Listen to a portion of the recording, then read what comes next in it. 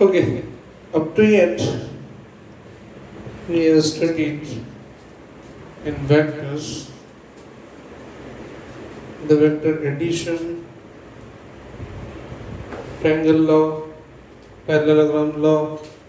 Now, with vector subtraction also has been done. I recall just this was two vectors making adjacent sides of a parallelogram. Then, if I extend this vector, this is also A, this is also B. Now this one is C, which is equals to A plus B. And this is D, which is equals to A minus B. I hope you remember in the last class. Now I come to new topic of vectors. I call it components of vector. Before going in details of this component of vectors, first of all, I talk about polygon law. Look, by vector we mean simply, again I'm saying that it's a part of mathematics. Vector algebra is the basic part of mathematics. From there it has been adapted in physics. Now in mathematics there are certain rules.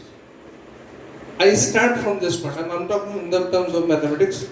I start from this point O, go to this point B, then to this point Q, R, S, T, then back O. Then in mathematics, I will be at the same coordinates again. Now, in physics, this adapted that if somebody moves from O to P, then P to Q, then Q to R, S, T, then finally O. Then displacement is zero. I simply call it, this is vector A1, this is A2, A3, A4, A5, A6. Now if all vectors these are added A1, A2 up to A6, I will have resultant 0. This is one of the form of polygon law. Right? Now I extend it or I modify a little bit for our purpose. Now this is basically the polygon law. If there are n number of vectors making a closed polygon in a particular order, then sum of the all vectors is 0. This is simply a statement of polygon. Right? But I will be making a modification for our purpose. Let's draw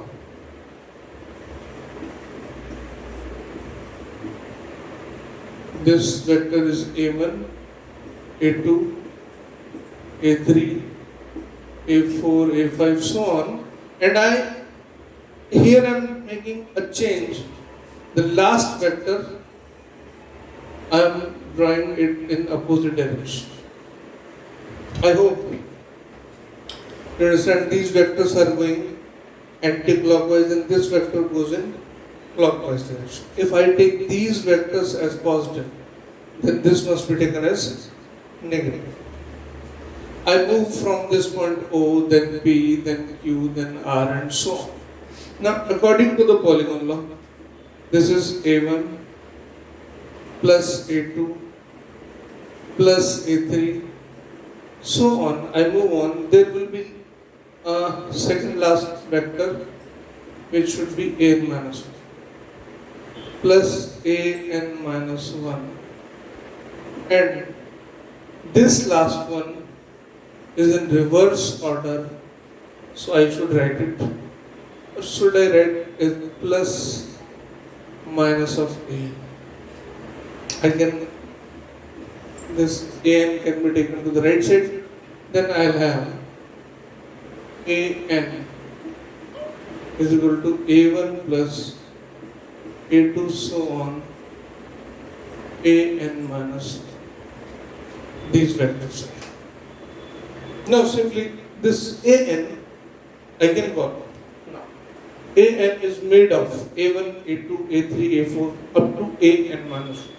Or these a1 to an minus 1 are the constituent parts of the vector an. Components, constituent parts. I have this marker. This cap is its component.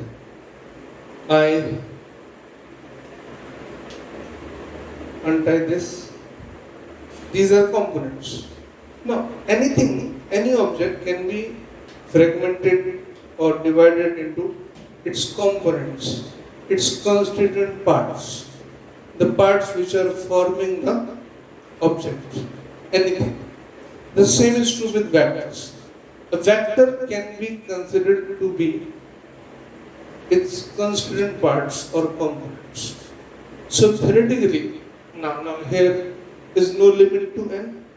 N can be very large, definitely. So here, theoretically we can say that this now in place of n, I simply write it in simple language. N is a single vector and these are its components.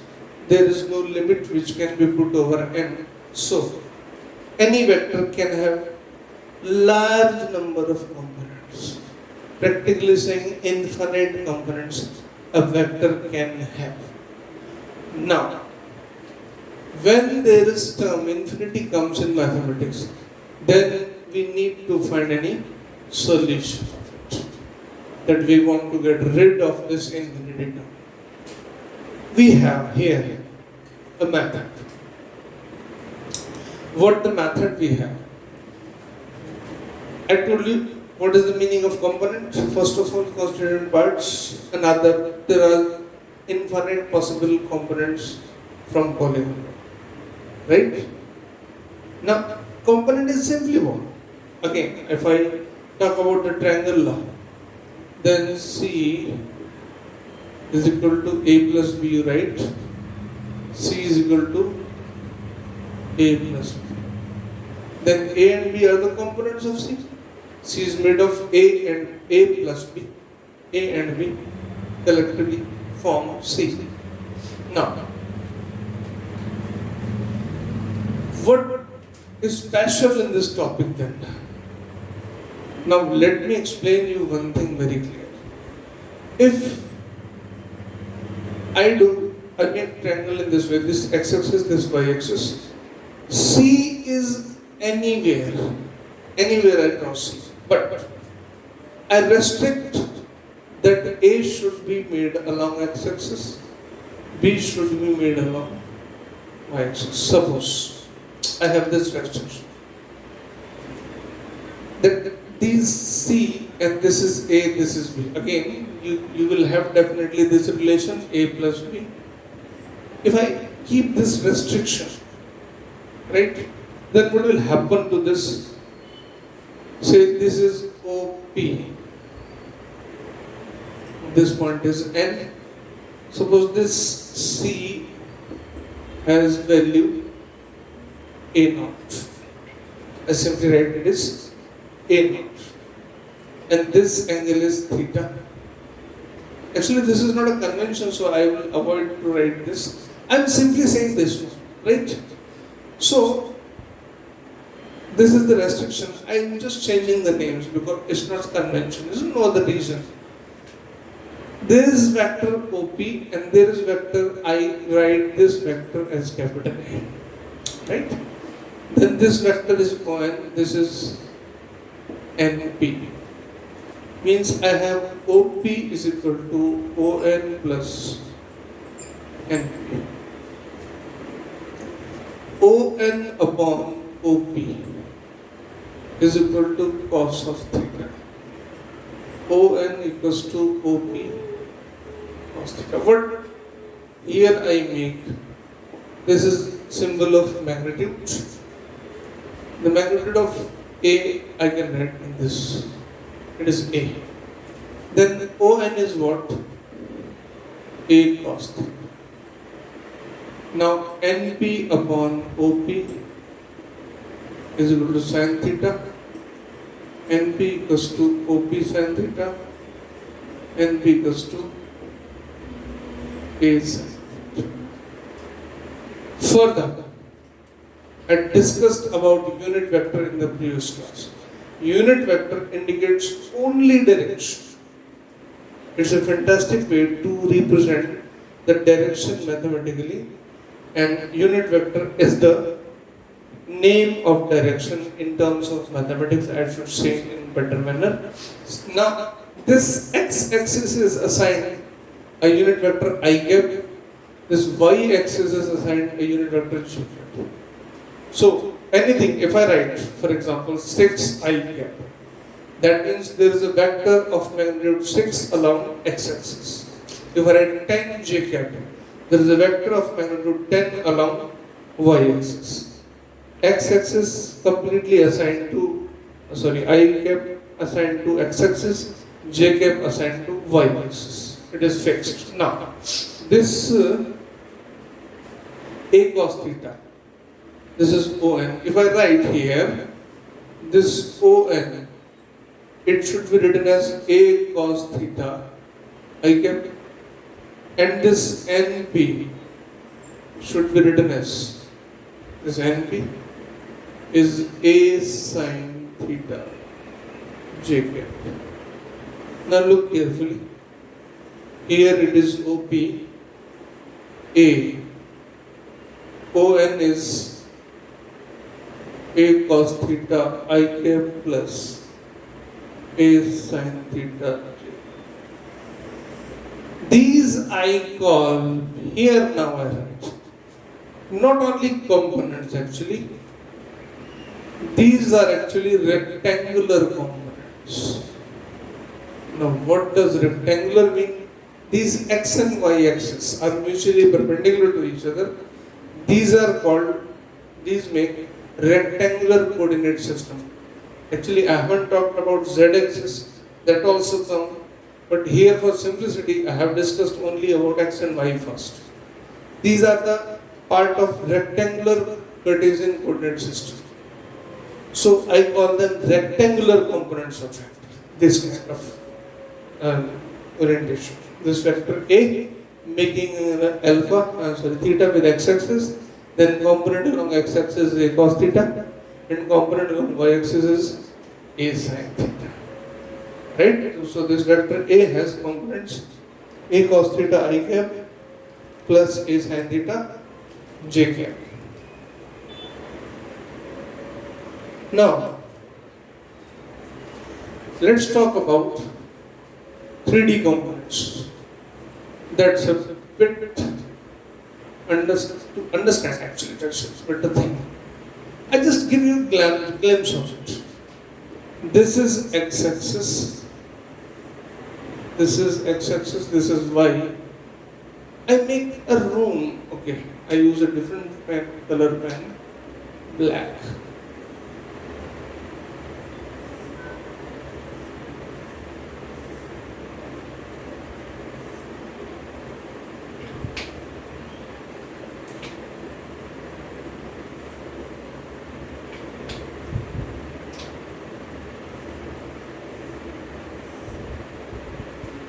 Right?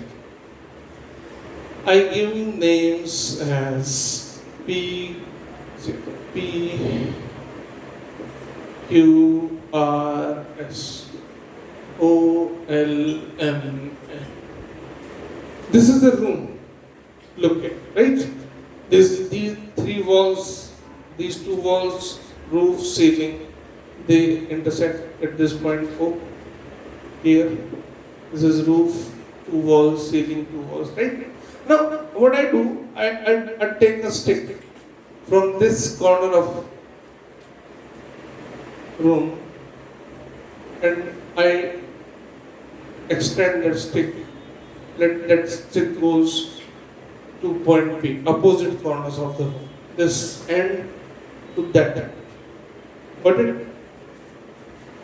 I call this vector OP as A. Now there is an interesting thing. Now just imagine, because this is 3D situation. This is x-axis,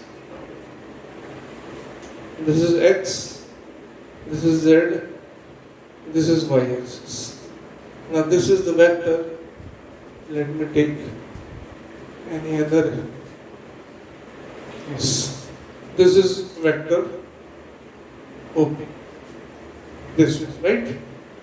Now this vector OP has some angle with x-axis, some angle with y-axis, some angle with z-axis, and very important thing that this angle say alpha, this angle say beta, this angle say gamma. They need not to have any relation. They can be anything. Alpha, beta, gamma are totally independent of each other. I'm showing here. Here it is. This angle is beta, this angle is alpha, and for a moment, this angle is. Again, I make it. This is x-axis, this is z-axis, this is y-axis, this is vector OP. This angle is alpha, this is beta, this is right. Now, how to calculate the components of these vectors? I keep this diagram at this position. I take a section of it. This x-axis here, this y-axis here, this z-axis here. Right? I take a small section. I draw OP. Okay? Then I draw PM. Then I draw PS. This is this one. This should be like this. These two should be that way. Look, I have taken this wall only, right? Opposite corners. Now this is the wall, and I draw a diagonal here. This point is L. I draw a diagonal here. Look carefully. This diagonal of wall. This is another wall, right? These two walls will cut at right angle each other. So this angle should be, I have this wall and this line is coming here. This is diagonal. This is line, this one OL. This is OL. This is wall. And this is diagonal LP. Then LP and this OL must be at 90 degree. This angle is 90 degree. This is alpha. Now, this OP has length A. And now look carefully, OPL is a right angle triangle. This is 90. Before 90, this is hypotenuse. This is alpha. Before alpha, this is perpendicular. This is base. I call OL upon OP base upon hypotenuse is what cos of alpha. OL OP cos alpha. Now OL is what? Look, this OL is something along x-axis. I'll make it clear here. This OL is something along x-axis. I come back to this diagram. Now what something by something I mean? In the same way, first of all, this OL can be calculated as this OL is A cos alpha. In the exactly same manner, you can calculate this OL, this ON, A cos beta, and this OR is equal to A cos gamma in exactly same manner. This is the way, this will be the way. I have taken this wall, I'll take this wall, I'll take this wall. No need to go in that much details. Now, what I'm doing with all these? OL, this ON and OR. Let's see.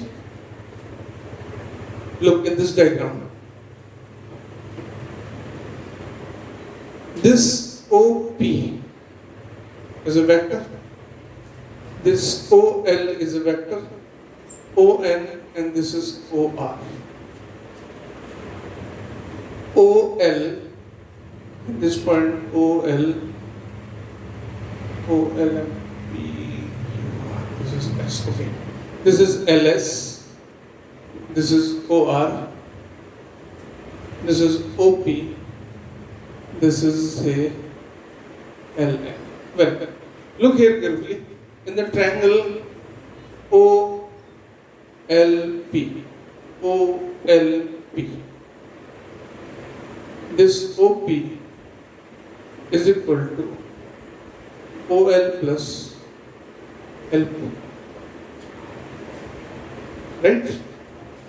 Now look at this LP, this LS, this SP. LS, LS, look, I'm saying this LP, OL, I'm leaving it LP, LP is sum of LS, SP, LS, SP, LS is what OR, I can write it OR, SP is equal to ON. ON. Look here. Now OP is equal to OL plus OL plus ON plus OR. Now this is what? A. OL is what? A cos alpha along x-axis. X-axis is assigned by I cap. I cap. ON, A cos beta along y-axis. J cap. OR, A cos gamma k cap. This is the way we take component in 3 dimensions.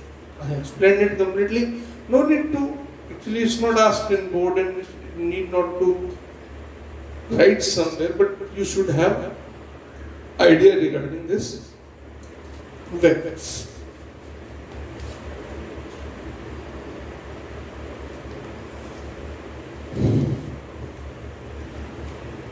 Now, I turn to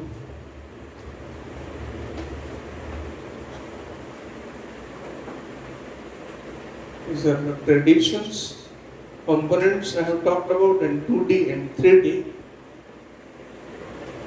Now, I talk about products of vector.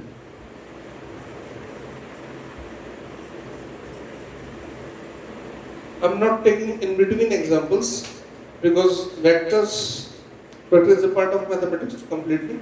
In the end, we'll be discussing problems and their applications also. So I talk about products. There are two kinds of products. Two products, I say.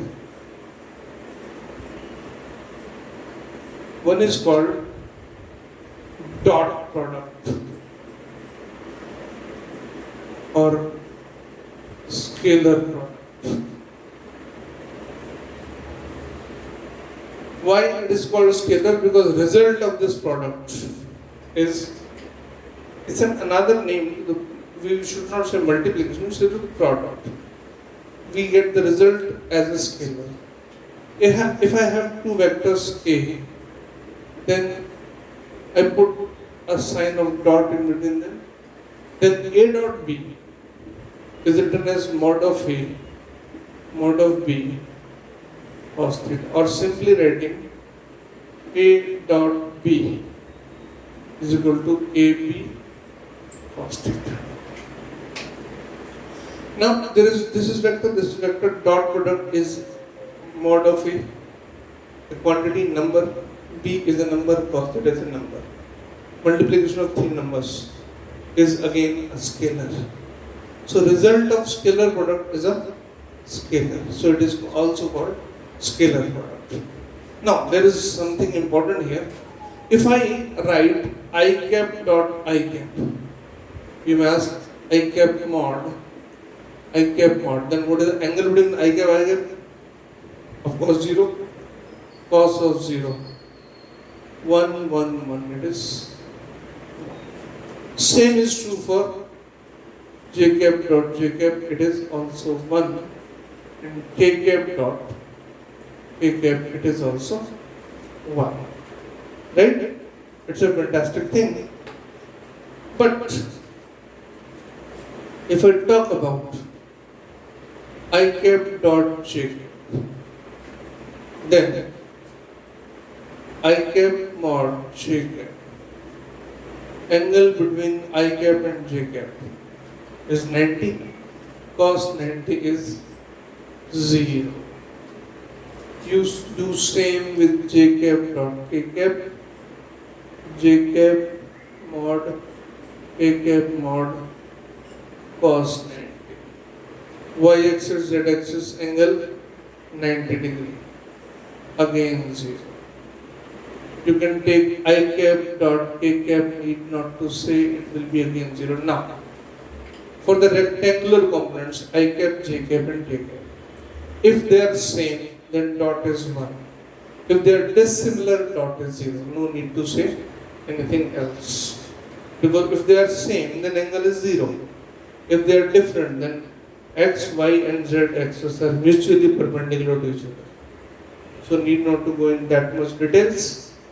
Simply say similar than 1, dissimilar than 0. Right? Let's take a good example here. We can take example, then we can understand. Take a simple example. I have one vector A, 2i cap plus 3j cap minus 6k cap. Another vector B is I cap minus 2j cap plus 10k. Question is asked, find A dot B. Now what to do? The question looks bigger. Okay, this is what? 2i cap plus 3j cap minus 6k cap dot I cap minus 2j cap plus 10k cap. I won't write it. Actually, I'll solve this problem. Lots of part of it's mental. Here, 2i cap will be multiplied with I cap. Sorry, not multiplied, dot product. And 2i cap dot product minus 2j cap. Then again 10k cap. Then it is very clear. When 2i cap will get dot product with j cap, it will be 0. When this 2i cap dot product with 10k cap, again 0. So this 2i cap when having dot product with this I cap minus 2j cap plus 2k cap, then these two are meaningless. We need to work with this I cap. In the same way, for 3j cap, if I take dot product with I cap, it will be 0, decimal. With j cap, it can have some value. With k cap, again 0. So for j cap, I cap and k cap are meaningless. Similarly for k cap, only k cap has worth. All these two don't have any value. It becomes very simple that I cap has to do with I cap, j cap has to do with j cap, k cap has to do with k cap. 2 into 1, 2, 3 into minus 2, minus 6, minus 60. It is minus 64.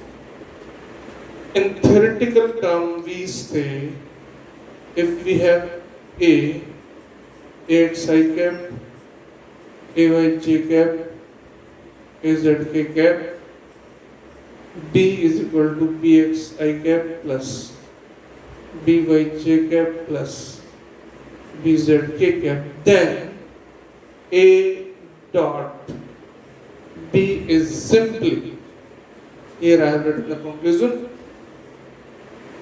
it is Ax Bx Ay By plus Az Bz. Right? In this way, we can perform the dot product. Now, another product I talk about is called cross product or vector product. It's a little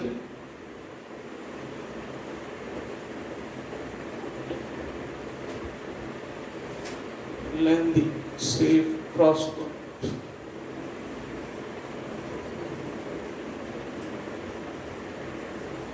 Or vector product. Actually, there was lots of situations in physics where this property of vector algebra was to be used.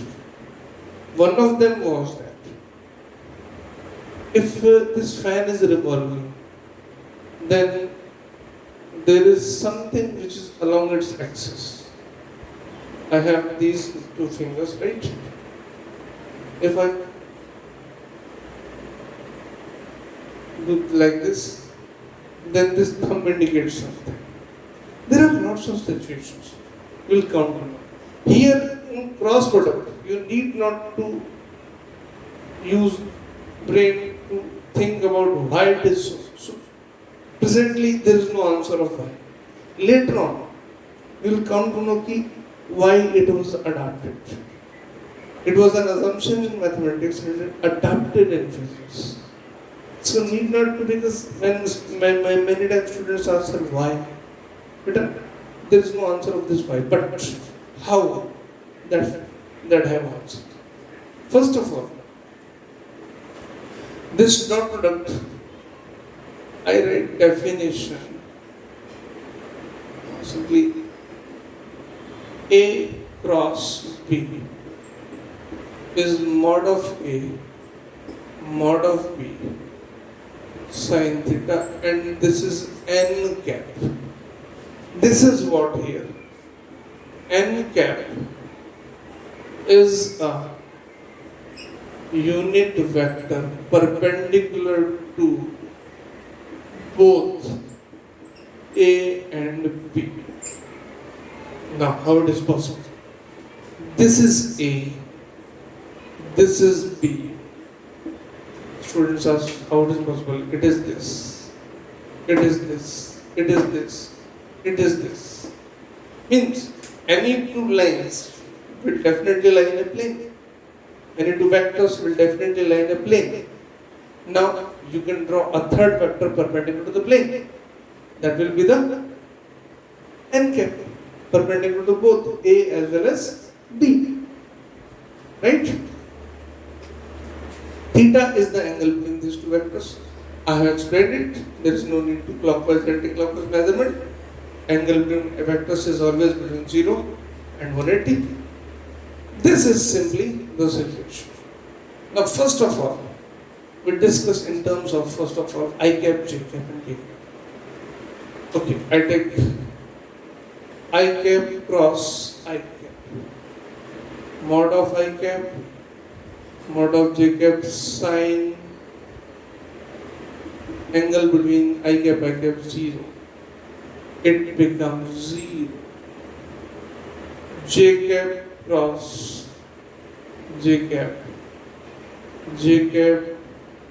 mod j cap, sine 0. Here also write n cap. Here also write n cap. It is 0. Lastly, k cap cross k cap.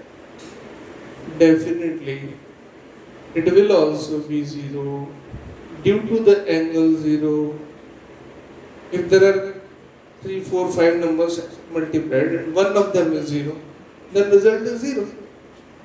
And this is our final answer. Now, here the similar I cap, J cap, K cap, the similar when made cross product becomes 0. Now, what happens to the dissimilar? Let's see.